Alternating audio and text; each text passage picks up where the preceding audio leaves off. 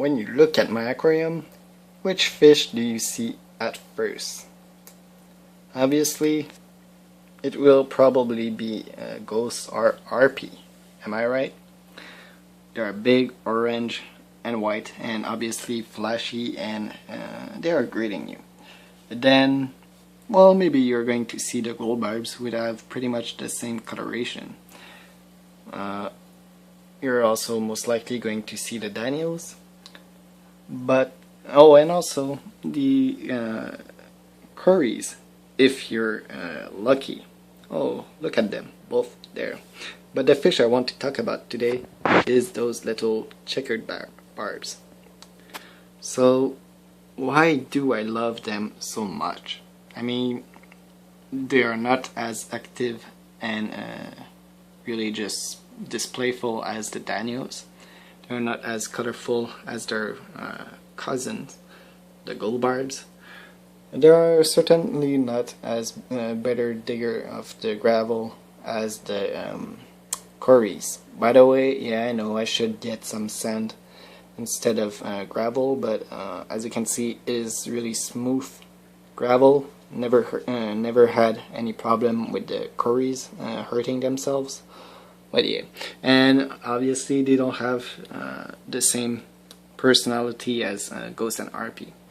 But why do I love those little checkered barb? I'm really not sure if I'm pronouncing it right, but why do I love those little fish so much? Well, you see, after you have really spent a lot of time looking at Ghost and RP, which are really just full of personality, obviously, but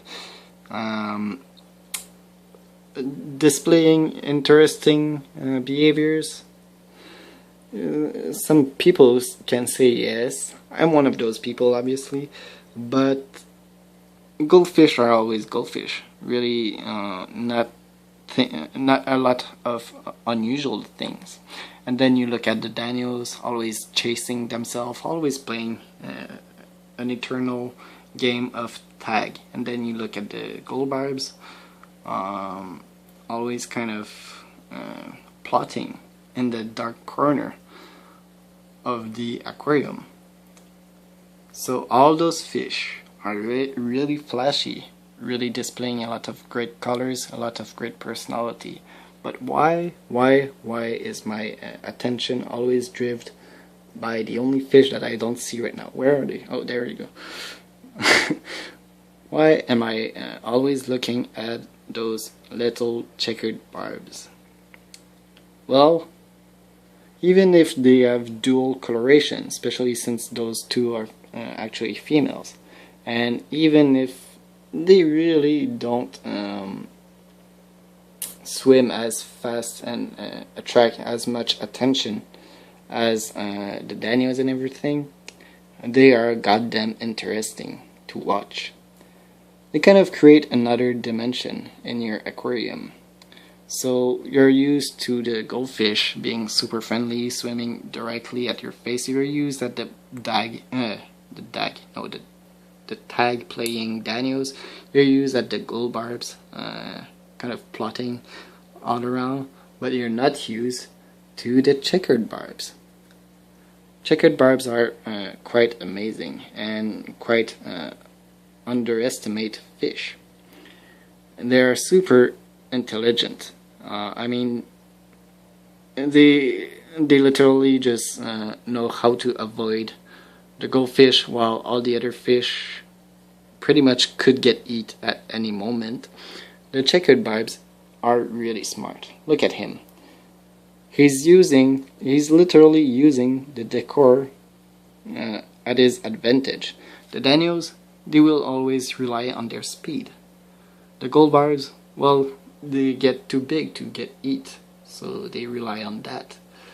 But the checkered barbs will always be small enough to fit in the goldfish mouth. So why do they survive? It is, as I said, because they use the decor quite well, and they don't attract attention. You see how they really just use all the nook and crevices of that mountain and always rely on the shadows. to protect themselves, and this is why I judge them to be perfect tank mates to the goldfish, even if technically they can get eat. Contrarily to the Danios that I judge to be only fitting for aquarium as big as 20-gallon and bigger, and same things for the gold barbs. The checkered barbs, they can go pretty well in something as small as a 5-gallon aquarium. They are pretty much the only fish in this aquarium that I could potentially see in a nano aquarium, because they aren't really fast. All they need is a lot of decoration to explore, and they're good to go. And they are not vicious in any way possible. I mean, they are super docile. They never bother anyone. Never. Well, maybe, well, yeah, they kind of chase the curries, but yeah. They don't harm them in any way. And they, like I said, they really create just a whole story to the aquarium. They're always looking and nipping at the decor, and always looking at things, being really interesting. They kind of remind me actually of small pufferfish. You know how pufferfish are really smart and curious fish, right? Well, the checkered barbs are kind of displaying that great behaviors, but being kind of more attractive to the eyes, at least in my opinion. Don't hate on the puffers. I love puffers, but I mean, look at this nice body shape. I really like barbs for that specific body type. I mean, tinfoil barb and tiger barbs really have this kind of build to it, and I think it is way more attractive than any tetras. But that's just my personal opinion, of course. Obviously tetras have way better coloration than barbs, but barbs are way more prettier when it comes to body shape. And also an interesting feature, checkered barbs, I've seen them school with other fish. So with your gold barbs, they're actually schooling quite a lot with the gold barbs. Even a little with the Danios, even though the gold barbs tend to be the one interacting with the Danios. But yeah, they are cool, interesting fish, and they don't bring a lot of attention to themselves, so you can definitely try keeping them with bigger fish without any problem. Obviously, provide them with a lot of decoration, and don't put them with predatory fish. I'm not saying to put them with really aggressive fish, but you know, they're a potential choice to put with goldfish because they are smart. But obviously, everything that can fit in a goldfish mouth can be in potential danger. But yeah, I think checkered barbs are just too smart. And I literally see one of them actually go in a little hole that is right below there, and go in the mountain and just popped out. It was really interesting. So yeah, if you want a fish that isn't really colorful, I mean, those fish shouldn't necessarily be the your primary fish, you know, the main fish. Those really don't have that personality, but they are good fish to kind of put with your main, more beautiful fish. You know, they are a secondary fish that will put a lot of activity in an aquarium without taking the show and the spotlight. I mean, when you look at the aquarium, do you see them? No. But when you get bored of the main fish and the secondary fish and the terrestrial fish, then you go deeper in the aquarium and you realize, oh, there is those little fish I didn't realize were there. This is also why I love corridoras so much.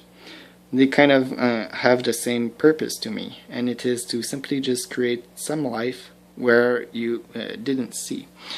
It's always fun to have nice display fish, but sometimes having those extra dater fish is really great. And yeah, they are good dater fish in my opinion, because they're smart enough to actually survive with bigger, more aggressive fish. They are not competitive in the way that they will steal from slow fish, but they are smart and strong enough to hold their own against a more aggressive fish of their size, and they definitely don't need that much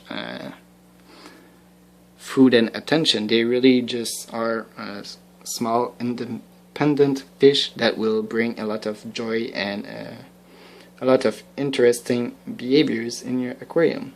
So yeah, check them out.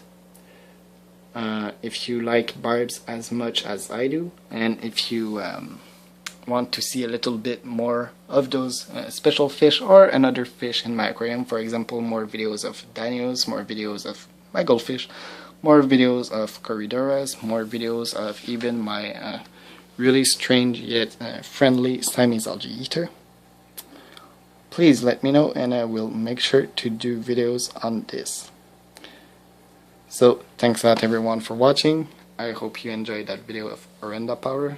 Make sure to like, comment, subscribe, and I will see you all real soon. Ghost, are you ready to do the outro? There you go. Bye. Oranda Power.